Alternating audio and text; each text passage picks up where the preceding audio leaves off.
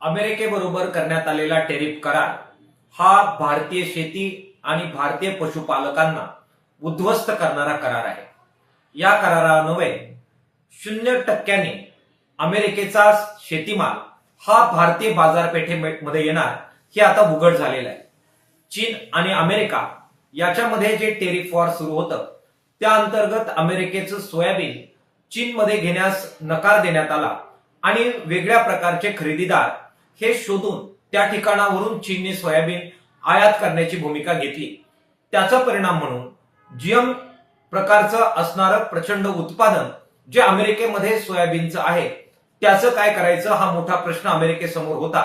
या कराराने त्यांनी तो सोडवलेला आहे आणि ते सोयाबीन सोयापेंड जर त्याच्यामुळे भारतात आलं ज्याच्यावर 0% आयात कर आपल्याला लावता येणार आहे हे भारताच्या सरकारने मान्य केलेलं आहे।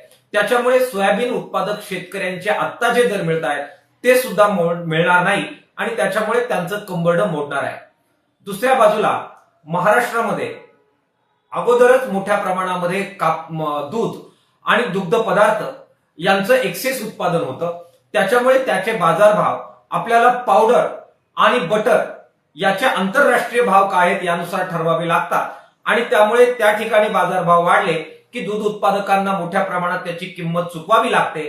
आपण अगदी 17-18 रुपये प्रति लिटर पर्यंत दूध त्याचे दर पडलेले आपण पाहिलेले आहेत, तो आंतरराष्ट्रीय भावाचा परिणाम असतो।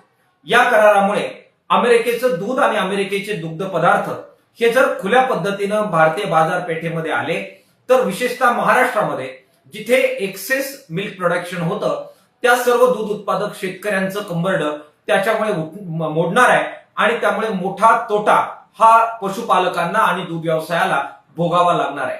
तिसरी बाब जी आहे आपलं महत्वाचं पीक असणारं कापूस, ज्याच्यावर अगोदरच टेक्सटाईल इंडस्ट्रीनं जो दबाव टाकला त्याचा परिणाम म्हणून त्याचे भाव पाडण्यात आलेले होते, वेगवेगळ्या प्रकारचे निर्यात कर लादण्यात आलेले होते आणि स्टॉक करण्यावर सुद्धा वेळोवेळी बंधनं लादण्यात आलेली होती।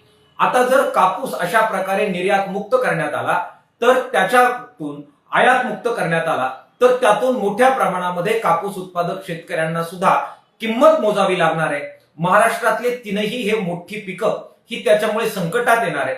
इतर शेतीमाल सुद्धा मोठ्या प्रमाणात आयात होईल आणि त्याचा परिणाम आपल्याला भोगावा लागेल। त्याचा सरळ अर्थ आहे की हा संबंध करार हा भारताची शेती, भारताची ग्रामीण अर्थव्यवस्था आणखी तोट्यामध्ये घालणार आहे, मोठं संकट भारतावर येऊ घातलेलं आहे।